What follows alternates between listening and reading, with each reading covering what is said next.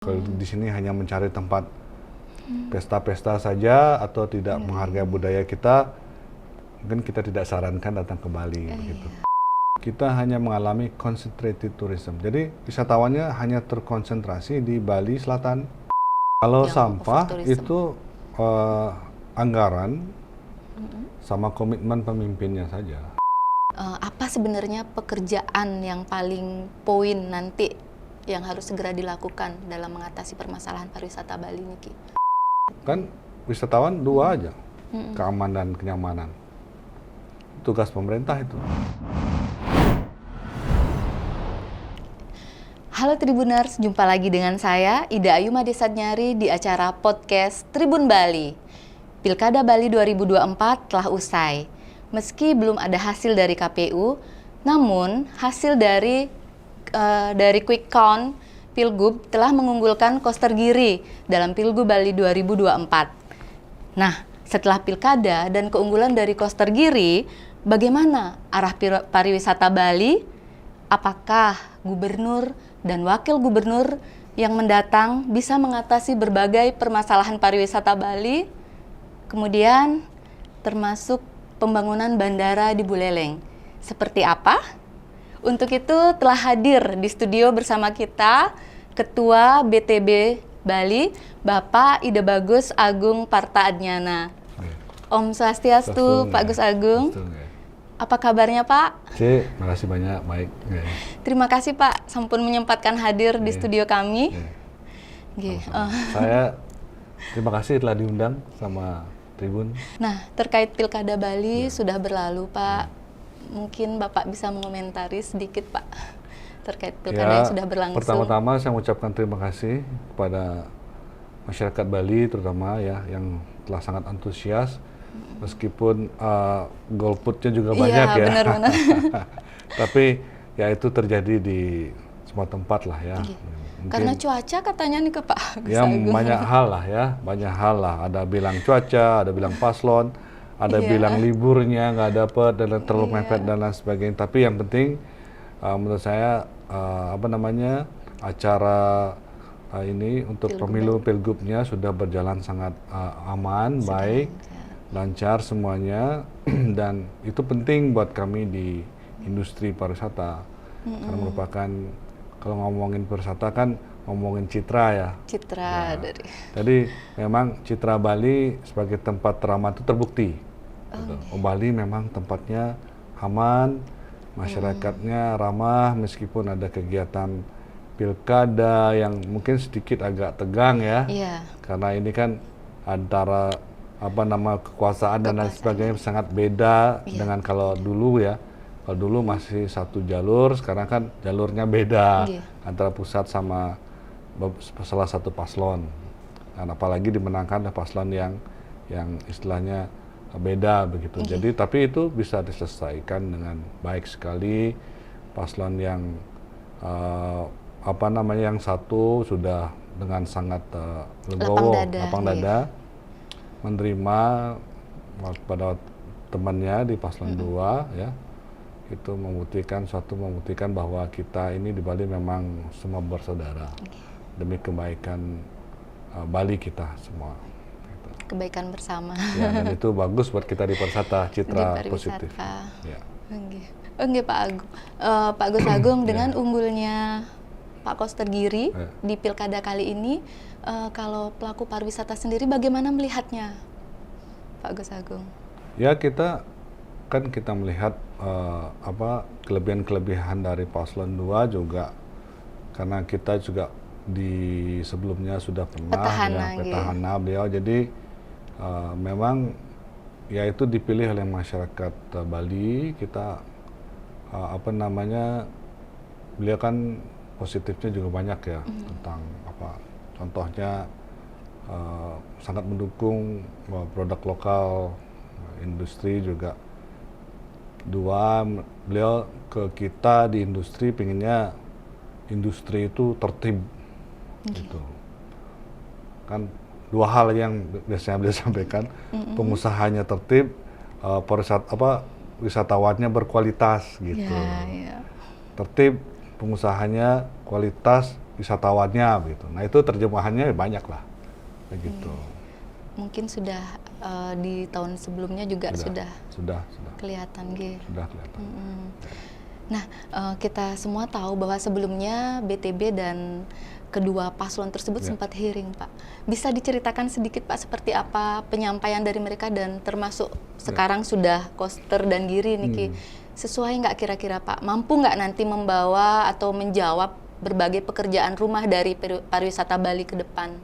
Ya, kita sebenarnya kan tourism ini, pariwisata ini sudah lama ya. Hampir 100 tahun kita di Bali. Pariwisata ini berkembang di Bali, mungkin yang paling advance, paling maju di Indonesia. Saya pikir perkembangannya tidak masih sesuai lah, apalagi dengan beliau sudah 5 tahun petahana ini kemarin sudah sangat paham data dan data dan arahnya sudah paham lah dari petahana untuk melanjutkan ini semua. Jadi saya pikir tinggal melanjutkan saja yang tadi itu.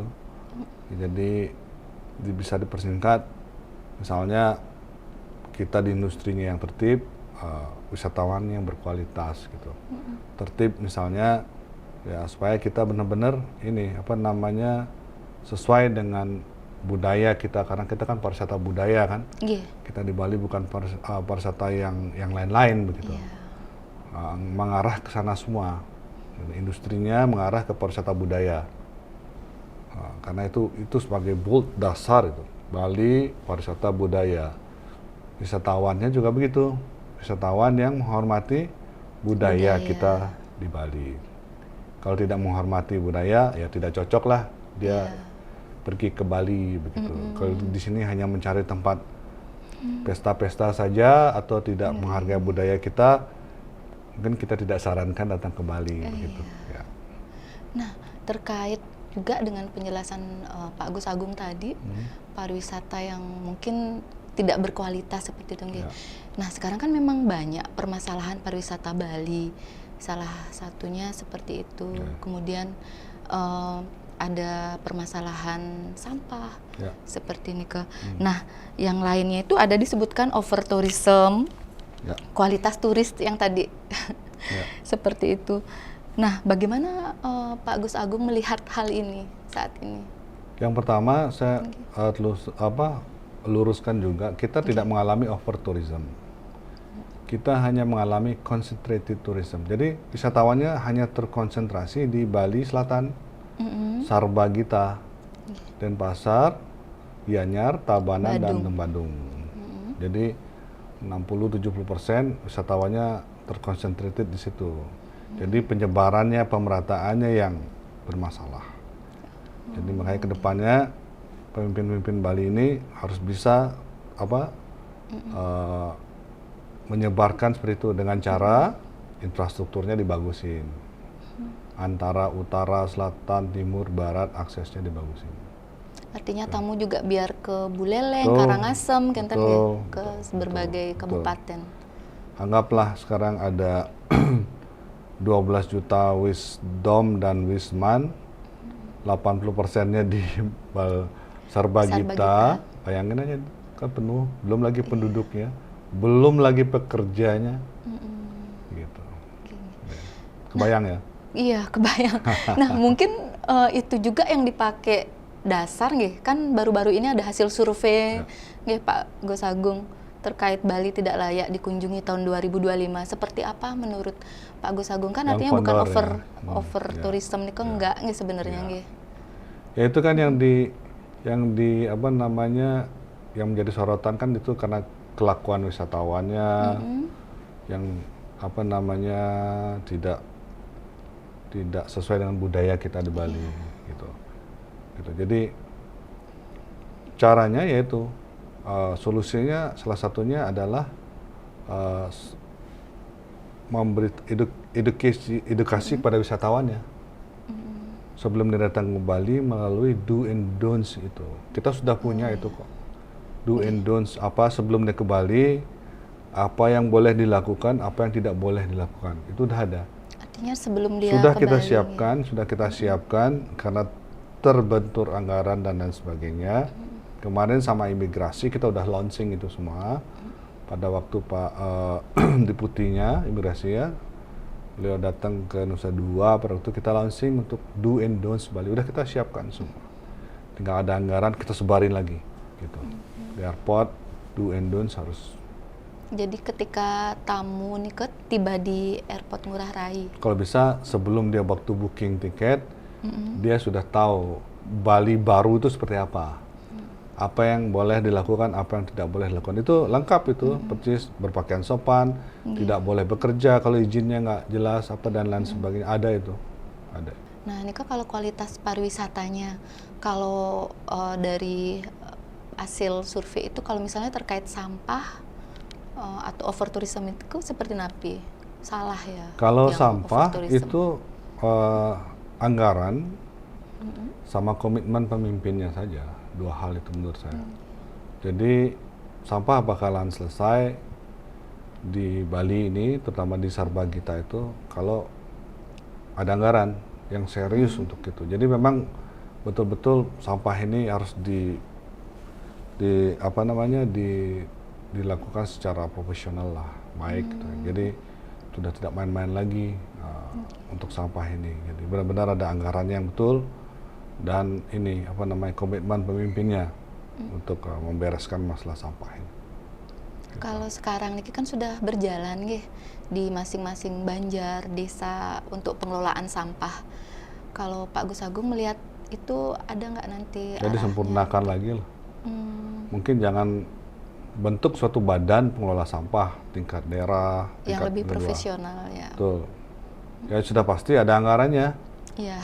Besar itu anggarannya. Mungkin kalau nggak salah kita Denpasar pernah hitung sampai 600 miliar itu setahun. Kalau membereskan itu habis dong PAD-nya tuh ngurusin sampah. Makanya harus dilakukan secara bersama-sama. Begitu. Itu baru Denpasar aja, belum daerah yang lainnya.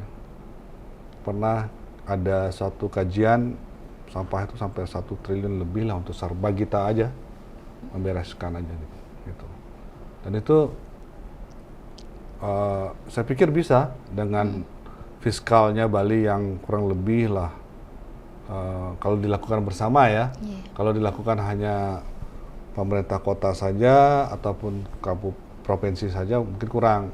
Tapi kalau dilakukan oleh bersama-sama melalui contohnya Badung misalnya yang PAD-nya dari PHR 8 triliun lah ya, kurang lebih kan diambil segitu masih bisa. Gitu, untuk sampah seluruh Sarbagita. Kalau dari penjelasan Pak Gus Agung tadi, seperti apa nih artinya hasil survei itu? Artinya kata tidak layak dikunjungi itu harusnya seperti apa nggih? Pengaruhnya bagi Bali ini ada nggak? Kita tahun 2020 udah pernah tidak direkomendasikan oleh Fodor. Sebelumnya sudah pernah, Sudah tapi pernah. tidak ada dampak apa-apa. Tidak ada dampak. Ya tapi kita jangan jumawa juga ya. Iya. Begitu. Tidak ada dampak. Buktinya naik terus Naik terus. dari 2020. Iya. Baru 20 kita pernah dapat rekomendasi dari Fodor untuk sama hal yang sama juga. Jadi tidak usah khawatir sebenarnya ya. Ya ini bentuk cubitan aja lah pada kita untuk segera berbenah. Nah, ini kan karena satu pandemi, mungkin anggaran pemerintah juga tidak banyak ya, habis kemarin satu. Terus kedua kita pilkadanya kan lumayan panjang ini. Iya. Ini jadi pemimpinnya banyak liburnya, nggak ngurusin pilkadanya lebih banyak daripada ngurusin yang tadi itu. Ya pariwisata, infrastruktur. Jadi libur kan nggak ada yang ngurusin itu semua. Jadi saya pikir mari setelah ini semua selesai, pilkada serentak, presiden selesai, tingkat 2 semua, masalah besar Bali yaitu infrastruktur segera dibereskan. Nah, kembali lagi tuh Ci, ke overtourism tersebut kan artinya Concentrated tourism, iya, lebih bukan tepatnya over, bukan overtourism ya. Ya. Nah, tapi untuk di Sarbagita sendiri, kenapa dilihat sebagai overtourism? Karena berkumpulnya di titik ini, bagaimana sih sebaiknya untuk mengatasi kemacetan atau apa yang membuat disebut overtourism itu? Ya, jadi kan sekarang terjadi concentrated tourism sudah pasti karena infrastrukturnya melebihi yang Jumlah orang yang datang melebihi daripada daya tampung kan begitu. Iya. Ya, jadi sekarang daerah-daerah lain juga, Bali Utara, Bali Timur juga harus dipromosikan lebih gitu loh, bahwa apa namanya dikasih juga apa namanya insentif lah buat wisatawan untuk biar bisa berlibur di Bali Utara. Sudah terjadi. Kita semua teman-teman di Asita juga sudah pasti saya yakin menjualnya tidak banyak lagi di Bali Selatan. Sudah di Bali Utara, overlandnya dia kan keliling Bali kan, gitu. Bali Barat dan lain sebagainya. Nah, yang terjadi adalah perjalanan ke sana kan lumayan macet. Singaraja bisa ke Bali Barat bisa 4 jam, belum lagi kalau ada truk macet pecah ban itu bisa 12 jam, 6 Panjang jadinya. ya. Nah, itu yang harus dibereskan segera biar nyaman. Contoh apa wisatawan itu kan ada 3A gitu kan, amenities, akses, sama attraction kan, gitu. Harus ada itu. Jadi amenitiesnya, hotelnya di sana bagus nggak, restorannya bagus nggak, itu amenities. Kalau atraksi apa? Dia tidak hanya tidur di kamar, mungkin nonton dolphin, dibagusin attraction di sana. Kalau memang ada budayanya dimaksimalkan. Apa misalnya di Bali Utara ada desa Culah, desa ini benar-benar didata lagi, dibagusin. Yang ketiga adalah akses, akses. Jangan sampai ke tempat itu membutuhkan 5-6 jam ya. Sementara mereka berliburnya berapa sama hari? Kayak kita naik pesawat kemana? Ke Jepang kan juga sama 5-6 jam gitu kan, misalnya seperti itu. Masa kita ke Bali Barat 5-6 jam juga gitu. Ya, itu kenyamanan wisatawan itu penting. Biar ideal orang itu rata-rata maksimal 2 jam jarak tempuh. 2 jam maksimal. Ini kan masih bisa ditoleransi. Masih bisa toleransi. Kalau misalnya tamu nginepnya deket bandara, Ngurah Rai, pengen berlibur ke Singaraja. Ya, betul. Baru dia landing gitu misalnya kan, pesawat rata-rata yang jam sore itu ya, golden time-nya kan jam berapa, jam 3 sampai jam 9 sore malam itu, jam 11, jam 12 sudah masuk Singaraja kan enak malam. Itu maksimal lah gitu. Sekarang dengan unggulnya Koster Giri, menurut Pak Gus Agung, beliau niki bisa nggak mengatasi permasalahan pariwisata Bali masa yang Jadi, akan datang? kan visi misi sudah jelas, waktu sampaikan sudah hearing. Kedua paslon ini sangat potensi, karena juga sangat potensi untuk bisa memajukan Bali, gitu. Begitu. Kalau karena ini namanya pesta demokrasi kan kita harus memilih, ya, gitu. Paslon 2 lah yang kelihatannya lebih unggul kan, gitu. Nanti kita tunggu KPU ke depannya. Saya pikir bisa lah. Beliau sudah sempat menghubungin saya juga untuk membantu menata pariwisata ini, gitu. Ya, kita siap. Nah, apalagi sudah ada seperti itu, jadinya mungkin kalau Pak Gus Agung bisa menjabarkan apa sebenarnya pekerjaan yang paling poin nanti yang harus segera dilakukan dalam mengatasi permasalahan pariwisata Bali niki? Ya, di samping infrastruktur, tugas kita di industri kan mempromosikan destinasi kan. Tugas kita adalah mempromosikan Bali sebagai tempat yang ramah lingkungan. Begitu. Ramah lingkungan gitu. Yang sustainable tourism itu yang itu. Jadi itu promote Bali as a sustainable destination lah gitu. Jadi lebih banyak kita promosikan Bali ini sudah tidak pakai plastik, dan lain sebagainya. Jadi promote Bali itu sebagai daerah yang sustainable tourism itu tugas kita nanti ke depannya.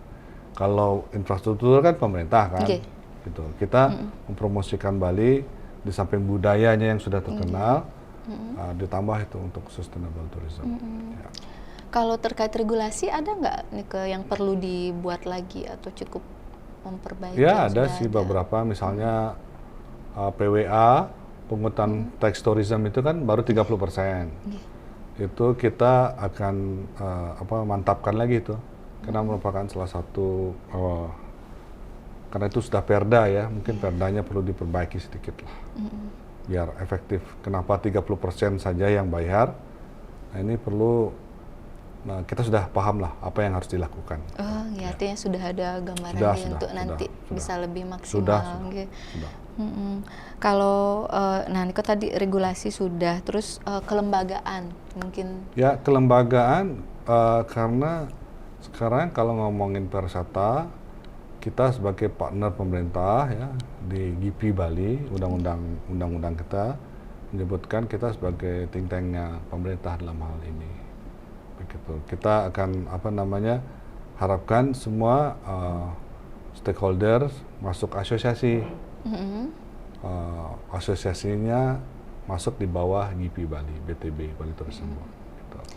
Ada kenternya, ada maksudnya kayak kriterianya nggak yang harus masuk GIPI itu? Nggak ada, sudah. Artinya selama ini sudah berjalan, hotel sudah berjalan, hotel kita yang asosiasi atraksi sudah semua masuk, tinggal merapatkan aja kemana harusnya begitu. Misalnya asosiasi spa ya dia ke BHRI dan lain sebagainya.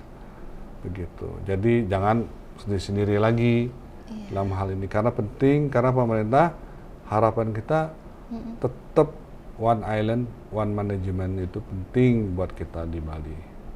Masalah pengawasan, izin dan pendapatan lebih baik di provinsi menurut saya, biar jadi satu dia, biar lebih terfokus jadinya gitu. Tuh, karena Bali kan kecil kan. Iya. Gitu. Jadi kita ngomongin pariwisata lebih baik di tingkat satu saja, yang lainnya mau silahkan gitu. Kalau khusus ya untuk pariwisata. Gitu. Nah, tadi ada wacana terkait pemerataan supaya nggak ngumpul di Sarbagi. Sarbagita. Menurut Sarbagita, kalau menurut Bapak Gus Agung niki, bandara di Buleleng niki seberapa pentingkah untuk saat ini? Ya kalau ada anggarannya ya penting juga, bagus juga. Tapi yang paling penting itu adalah sekarang prioritas infrastruktur tadi. Infrastruktur. Kalau dilihat dari ini Pak Paslon 2, Pak Koster kan bahwa Bali infrastruktur membutuhkan anggaran 5 triliun something ya untuk perbaikan aksesibilitas itu. Dengan fiskal Bali yang 30 triliun anggaplah setahun ya seluruhnya, saya pikir ya itu bisa setelah infrastrukturnya jalan, bandaranya silahkan kalau memang harus dibangun misalnya untuk mendukung bukan Bali saja, mungkin karena kedekatan dengan IKN dan lain sebagainya kita nggak tahu kan, mungkin dibutuhkan. Sekarang sudah ada penerbangan ke IKN. Ke IKN dan lain sebagainya itu yaitu skenario itu silahkan gitu. Karena kita dekat dengan IKN sekarang, ya mungkin gara-gara itu dibangun ya kita nggak tahu, mungkin saja ya dengan silahkan gitu. Itu kalau itu dibangun tidak akan bikin Bali lebih jelek kok, itu bagus lah. Jadi kaitannya dengan pariwisata Bali. Ya orang dulu terminalnya 1 sekarang 2 kan bagus dong gitu. Jadi istilahnya ada pemerataan 1 dan kelancaran. Jadi tidak bisa mendarat di Ngurah Rai, mendaratnya di utara gitu misalnya. Tetapi infrastrukturnya dulu, kalau misalnya airportnya duluan, infrastrukturnya nggak ada, itu saya kurang setuju. Gitu. Karena untuk ke sana juga susah ya. Itu tadi kenyamanan itu. Artinya infrastruktur dulu. Tour distance itu paling maksimal 1,5-2 jam deh. Dari selatan bawa ke barat gitu, 2 jam gitu misalnya. Tol itu supaya dijadikan, akses ke utara itu suruh jadikan gitu. Kalau tadi ini kan terkait bandaranya, terus kalau infrastruktur sudah bagus, kalau yang saat ini Pak Gus Agung lihat di sana, akomodasi kayak hotel nih kan sudah memadai nggih? Sudah. Restoran siap, seperti itu sudah siap. Ya itu nanti inilah sesuai dengan demand orang bisnis kan pasti begitu. Begitu demandnya tinggi ya kita pasti berbondong-bondong sana investasi hotel di Bali Utara. Gitu. Tidak susah itu. Begitu dibikinin jalan yang bagus, akses yang bagus, ya nggak usah diajarin lah, kita pengusaha udah pasti. Sudah pasti langsung ya otomatis. Nah, sekarang niki, oke baik, terkait bandara sudah Ya. sudah jelas. Nah, kita mau menyambut Nataru Ya. niki. Ya. Punapi yang sudah terlihat Ya, sekarang. Nataru kan seperti biasa akan terjadi penumpukan kendaraan domestik terutama ya. Nah ini benar-benar apa namanya? Jadi kita jangan sampai terjadi lagi. Saya belum tahu ini Dinas Perhubungan seperti apa ngaturnya begitu. Kalau BTB sendiri ada persiapan khusus terkait Nataru? Kita siap lah, hotel siap semua, terus siap. Justru yang menjadi ini adalah kemacetan ini akan menjadi-jadi. Bali tidak akan nyaman. Kita tahu sekarang dunia sosial media ya. Iya. Nah, tahun lalu oke lah masih ditoleransi kemacetan itu karena setelah COVID kan orang wah rame oke masih oke. Tapi kalau tahun ini sampai kita tidak bisa mengatasi, nah ini apa namanya pembatasan kendaraan dari overland itu penting, begitu. Jangan sampai masuk semua ke Bali, begitu. Misal dibuatkan pengaturan, misalnya setelah tanggal 25 mobil nggak boleh ke Bali, gitu misalnya untuk mengurangi itu. Jadi jangan sampai untuk mengurangi ini kemacetan itu. Kan dulu 10.000 mobil apa gitu sehari dari Jawa. Bayangin aja Bali yang udah penuh sesak dan lain sebagainya ditambah 10.000 setiap hari. Bayangkan itu Bali tidak nyaman, macet. Itu terjadi makanya kemarin itu dia di tol orang jalan tamu semua. Oh iya. Itu. Takutnya Ini harus strateginya seperti apa ini? Kalau harapannya ya nggak Pak macet Agus lah, Agung gitu, nyaman. nggak macet. Kan wisatawan dua aja, keamanan dan kenyamanan. Tugas pemerintah itu untuk mengatur kenyamanan itu. Kita kan swasta ikut saja, begitu. Karena tiket airlines kan hanya diskon 10%, masih orang pasti masih milih naik kendaraan. Apalagi tol yang Jawa itu yang udah bagus kan, orang ke Bali semakin dekat orang ke Bali kan, begitu. Bisa rame-rame sekalian Betul, mobil. betul. Kita secara industri kita nggak ada masalah. Karena tinggal pemerintah saja strateginya apa, supaya mengurangi mobil yang 10.000 setiap hari itu masuk Bali saat liburan. Itu strateginya apa, begitu. Kan kalau naik pesawat nggak mungkin semua kan, nah, itu. Ya mungkin mereka saran saya masukan saya sih di atas tanggal berapa mereka udah nggak boleh masuk Bali, gitu. Seperti itu. Artinya lewat bawa kendaraan gitu. Ya, bawa kendaraan. Begitu. Untuk mengatasi kemacetan nanti nih. Hanya plat DK saja yang boleh, plat luar DK. Bisa di drop di sana ya dari sana. Kan tergantung sekarang ini pemerintah. Pemerintah tugasnya kan regulator kan, regulasi kan. Ya diperlakukanlah apa seperti itu misalnya. Semoga pemerintah nanti ya tugas pemerintah itu bukan tugas kita. Tugas kita kan mendatangkan wisatawan sebanyak-banyaknya, baik manca maupun domestik kan gitu. Secara industri kita siap. Siap menyambut Nataru yang sudah dekat ini. Baik Bapak Agus Agung, tidak terasa nih sudah hampir 1 jam. Saya minta closing statement dari Pak Agus Agung terkait pariwisata mendatang. Pariwisata Bali khususnya. Bali jangan khawatir ya, tapi juga jangan jumawa juga kita dengan berbagai predikat. Kita ini lagi dicemooh, lagi disanjung, hampir berbarengan.